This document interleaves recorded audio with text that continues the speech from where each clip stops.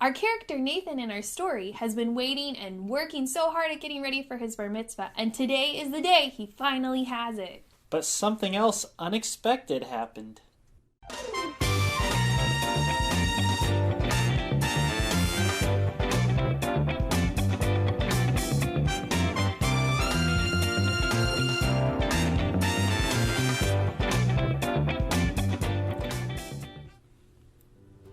Hi everyone, welcome to Around the World with Joshua and Alyssa. And Alyssa is telling us more about Israel today. If you guessed, you were right. Yep, we're still in Israel because I have lots of pictures and there's lots of cool places, even so many more than I got to go to. But I'll just tell you about another one today. So 10 weeks really doesn't cover it all, but no, we're trying. Today I'm going to tell you about something a little different, about a place that's actually a temple to false gods. But it's a place Jesus brought his disciples. And I was doing some reading about it, and probably when Jesus took his disciples there, they were probably really surprised, like, why are we going to this place? It's well known for all of this worship of this god, Pan, or however you want to say his name. But there was this place, and it's in Caesarea Philippi, and that big hole in the rock right this there. This place. Yeah. So you probably know the story that goes with it now that I told you the location. It has a spring of water, of fresh water, so all that water that's coming out in the front comes from somewhere in the rock. And they say at one point it may have come over, like, the opening of it, but... Oh, like a waterfall? Yeah, as time has gone by, water doesn't come out there anymore. It just kind of seeps up under the bedrock below. But when Jesus came here, it says that he came to this spot and he talked with his disciples, and he talks about the gates of hell, and people worshipped all these different false gods in this place, and they thought this was like the entrance to hell. So there was all this demonic practice and idolatry and everything that happened here because people would worship this false god and all these other little gods. So they thought that this was the entrance to get to hell, basically. Wow. So Jesus talked to Peter specifically in this spot and said, "Upon you, Peter, or on this rock, I will build my church, and the gates of hell will not prevail against it." So that'd be like a huge picture to them because they're standing right there where everybody kind of thinks, all these false teachers think that this is like the entrance to hell. But it's a very interesting place. I mean, that's a huge hole in the rock, and that's natural. But then they've built all of these different shrines and temple things, and there's even different temples based on the years. So it wasn't just one temple. People just kept worshiping so many different gods in this area, and they cut into the rock little places for statues to worship, and those are still around. And there's all sorts of writing on the different columns and writing from different time periods. So there's like this on a certain kind of rock, another kind of rock, a different style, similar, but a different style looks like of writing. And so that was probably a unique stop for Jesus and his disciples. Then we're going next to Capernaum, which is about an hour away, and it's right on the coast of the Sea of Galilee. So we're going to the town of Jesus. And it's just ruins. There's not a lot of stuff standing there. But this would have been where Jesus did a lot of his beginning ministry with his disciples. It's really beautiful. You can see the Sea of Galilee just right off in the distance past it, and it's very nicely organized, neat little city. Still a fair number of rocks and stuff standing there from where the village was. Now, I don't have a picture of it because it was just really weird. I should have taken a picture because it was weird. The Catholic Church has built, of course, something special here because this was supposedly the home of Peter, right? Maybe. Or there was that sounds right. There was something special about Peter. So they built this thing that looks like a space UFO, like rounded thing, and it's right straight ahead in my picture, but I didn't take a picture of it because it was the weirdest thing ever. And supposedly it's like right over the place where some special miracle happened and where Peter's house was, and it's weird. The healing of his mother-in-law? I think so. Okay. And so they have this whole big shrine thing. We didn't even go there, but it was like, why do you have to ruin? Like, these are nice ruins. It's nice to see this city, and then there's this giant, ugly UFO in the middle of it. This is what's left of the synagogue. in Capernaum, which probably would have been a place where Jesus would have spent time, because that's where a lot of the men would just go to sit and discuss things. And we talked about the way that the synagogue was set up, and once again I thought this was a really good visual of how it was like benches around the edges of the building. Everybody just kind of could interact that way, not our typical style of like seats in the middle. Everybody was around the edges to just kind of share what they had learned, or to listen to somebody read from the Torah and then discuss it from there. So right behind this synagogue is your first view of the Sea of Galilee. Nice. Yeah, and it's really pretty. And it's right in a valley. Yeah, it is.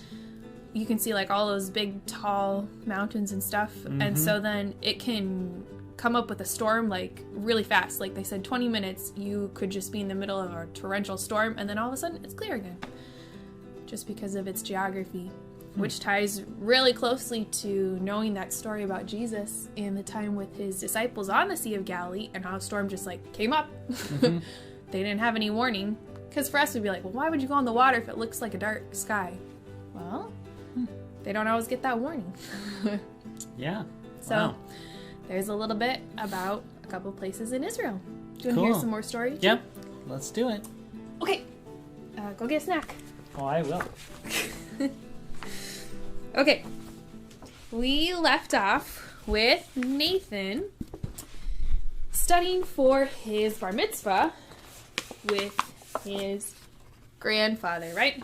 He was studying, he was practicing putting on his phylacteries, the box and the string that had the words from the Torah in it, and he had to practice doing that to get his bar mitzvah as well.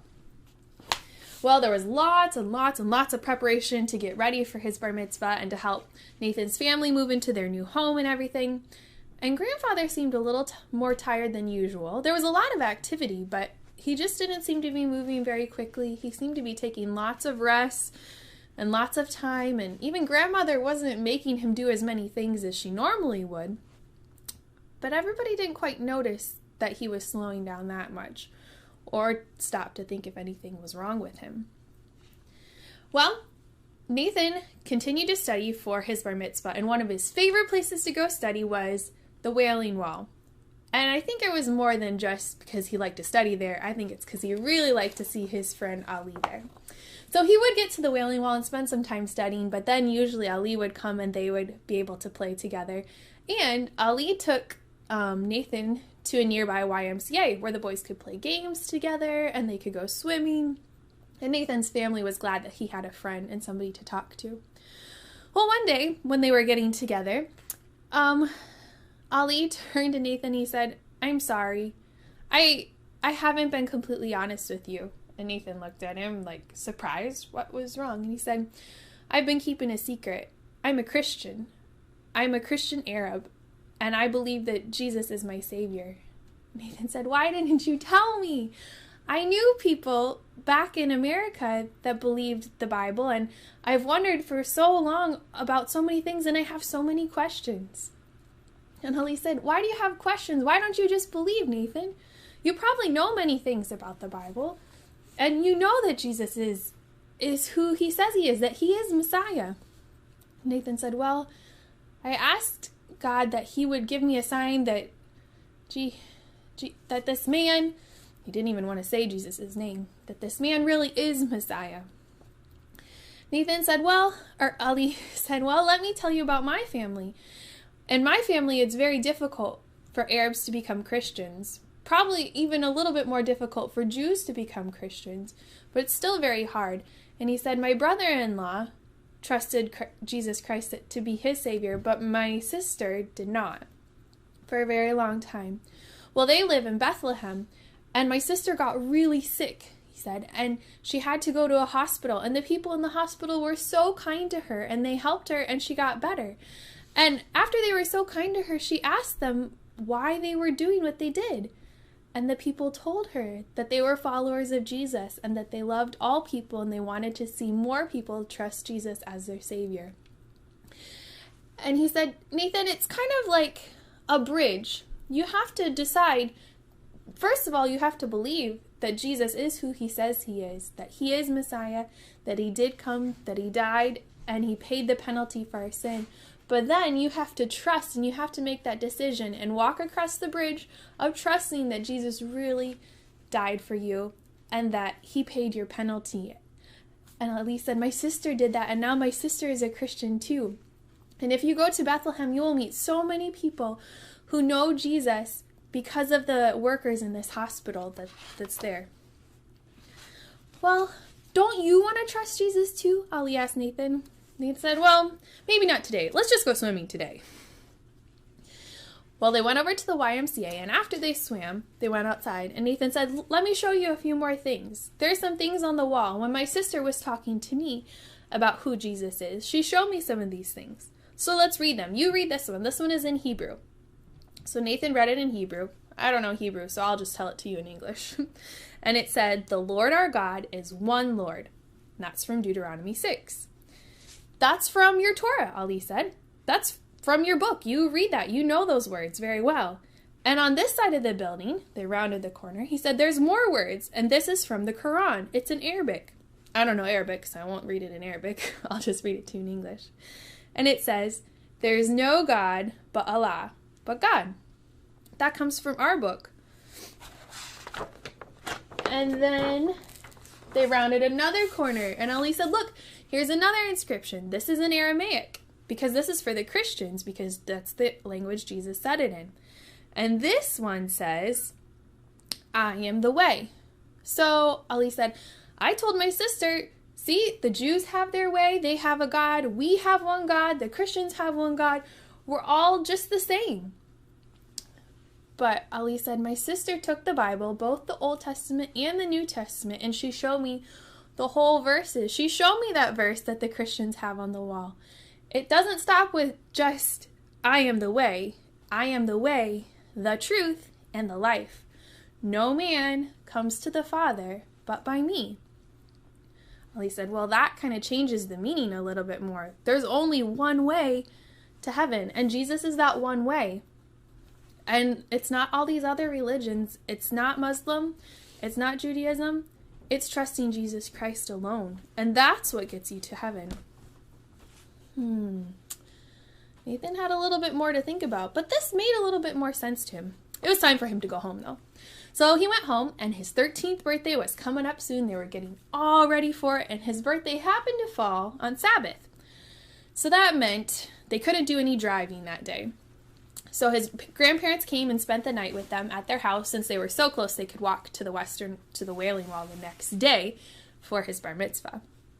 And they started out the next morning on their nice walk, and Nathan was excited and nervous all at the same time. It was his birthday, and he got to do the whole special ceremony right there at the Wailing Wall in Jerusalem. Most boys just had their bar mitzvahs at a synagogue, unless they were really rich, and then their families maybe could travel to Israel. But since Nathan already lived there, it was kind of just natural that he would do it right here at the Wailing Wall. His grandfather walked really slowly, but they thought maybe just it was because it was Sabbath and he wasn't supposed to go too far too fast. They met up with the rabbi once they got to the Wailing Wall, and the rabbi had a scroll, and he stood with Nathan and his father and his grandfather, and he read parts of the Torah to Nathan, and then Nathan had to answer questions, and he knew all the answers. He answered them quickly and completely and gave just the right responses. Then came the part he was nervous about. He had to put on those phylacteries. So he wrapped them around his finger. His hand was shaking a little bit, but he did it all correctly. Phew. Well, then the rabbi read from the Torah again a little bit more. Then he kissed the Torah. He put it in a special box, and he kissed it one more time, and then he gave it to Nathan. And he told him now it wasn't Nathan the boy anymore. Now he was Nathan the man. And he was very, very excited. Now his mother and his grandmother had to stand a way off because they couldn't stand over here in the men's section at the Wailing Wall. But they started to gather together with a few other women who were there, and once Nathan came closer to them, they made a circle around him, and they threw candy at him, because I guess that was part of their celebration. So Nathan got a big smile, and he picked up all the candy, and he was very excited. He had finally had his bar mitzvah. But there was one more big part to come, and that was the celebration at his house. So they invited lots of friends and family and the rabbi, and they all came over to his house for some special treats, and they would give him gifts, and there'd be little cakes for everybody. But one of the really big important parts was a speech from Nathan. So Nathan got up, and it's customary that you could give a speech to thank everybody for coming, but a Jewish boy could also ask a question, or any question he had, and the rabbi was right there and all the other people. He could ask the question, and it was okay for him to ask it and for anybody to help answer. So Nathan asked the rabbi, he said, I have a question, and my question is from something that's written in the Tanakh, which is part of their Bible, but not the Torah, not the 5 books of Moses. I have a question about this, and everybody kind of nodded along. And so he stood up very tall, and he began to recite verses from Isaiah 53. We read those verses back when he was with that teacher back in the Sunday school, well, kind of like this little Sunday school class, and she read them to Nathan and she said that these were prophecies about Messiah. So Nathan just stood there, and he began to quote them, and all the people in the room kind of started wiggling a little bit and tried to speak up, but the rabbi silenced them until Nathan quoted the whole thing. Then Nathan said, my first question is, were those words from the Tanakh? And Nathan's grandfather spoke up, no, those are not from the Tanakh. Those are from the Christian's Bible. Those are not our words. But the rabbi told his grandfather to wait, and he said, yes, those are words from the Tanakh. But those words do not refer to Jesus as Messiah. Those words refer to Israel.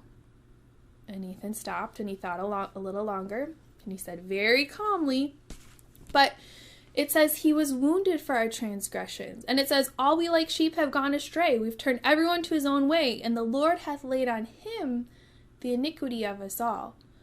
I don't think that is talking about Israel. I think that is talking about someone else. And the rabbi got very upset. He stood up and he said, we do not have a real Jew here. You are not a real Jew. And he stomped his feet and he stomped out the door. What's going to happen next in the rest of his celebration? And I think Nathan is thinking a little bit more about who Jesus is and that he really is Messiah. That was not what I was expecting. No? No. What a good surprise. It is. So I'll have to wait till next week to see what happens next. You will. Okay. I have a missionary to tell you about today. Mm-hmm. This is an update on a missionary because we've already told you about them. It's been a while, though. I think so. So when I went to Peru on my 11-month missions trip, these people were kind of like our parents while we were out there. They did all of the communicating with the mission board and organizing our classes, and they're very involved with ministries in Peru. This is Jim and Becky Carlton, and they are in Lima, Peru. So here they are again, and we have some updates from them on what life is like since the last time we talked to them. So from March 15th to the end of June of last year, they could only leave their house to get groceries, go to the bank, or go to the doctor or the drugstore. They weren't able to have church services at all until November. Whoa. Yeah. 8 months? Yes. Whew. They had prayer meeting using Zoom, and their assistant pastor recorded just an audio message, and he would send it on WhatsApp on Sunday mornings. And Pastor Jim would tape a message on his laptop, and he would upload it to the church's Facebook page. He said he also would do a daily devotional on a verse and send it out on their WhatsApp group, too. On Facebook and YouTube. There was always a curfew, but the times would change. Sometimes it'd be 6 p.m., sometimes it'd be 9 p.m., 11 p.m. The times changed depended on the number of COVID cases in their area. So right now, their current curfew is 9 p.m. to 4 a.m. Wow. Just 4 a.m., but still. 9 p.m. you have to be back in your house. That's still 7 hours. And no one is allowed to be out on Sundays. So they haven't had in-person services since the last Sunday in January. So they reverted, apparently, from November? Yep. But they did get to do some food delivery for people. So they got to pack packages of food and help deliver it to the people, even though it wasn't for Sunday. This is up in the area where their church is. This is in Montrai. So only one person is supposed to be out of their house at a time to go anywhere. a person is allowed to go out and exercise for no more than 1 hour a day. And not too many people pay attention to these rules except for not going out on Sundays. That's interesting. Pastor Jim said he's been able to make a couple trips to another area in Peru with Bibles International to see about the possibility of doing a couple Bible translations. And the only thing he had to do before flying was just get a negative COVID test. So that wasn't too bad. But he got to go with a previous Ariba student, and they just kind of met with some people and talked about the ideas twice now about doing a new Bible translation project. And he's really excited about that. Oh, that's why Isaiah's there. Yeah. He's the Ariba student. So I asked what the lockdown and virus has done with their church family. And he said the biggest impact is that many of the members have lost their jobs, especially those working in the schools, which are going into their second year of only virtual classes. And men working in construction have lost regular jobs and often can only get work for a few days or maybe a week or so at a time. So that's rough. I asked about kids, what it's like for kids, and he said they can't go to school.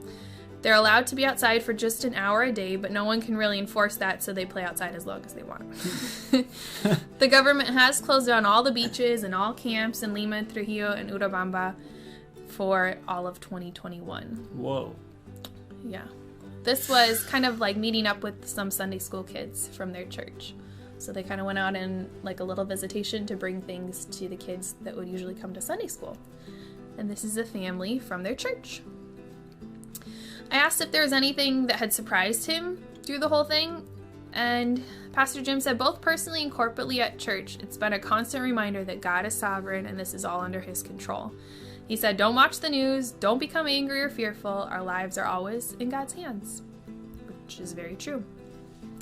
He also sent a few pictures from their anniversary Sunday, which is a very big deal in Peru. I think it's a really big deal anywhere else in the world but here in the U.S. So they got to have their anniversary Sunday, must have been before they had the Sunday restriction. But they had a special service and special songs. With singing a with COVID theme. Yep. Moments of crisis. In moments of crisis. And they had a special cake. Looks all fancy.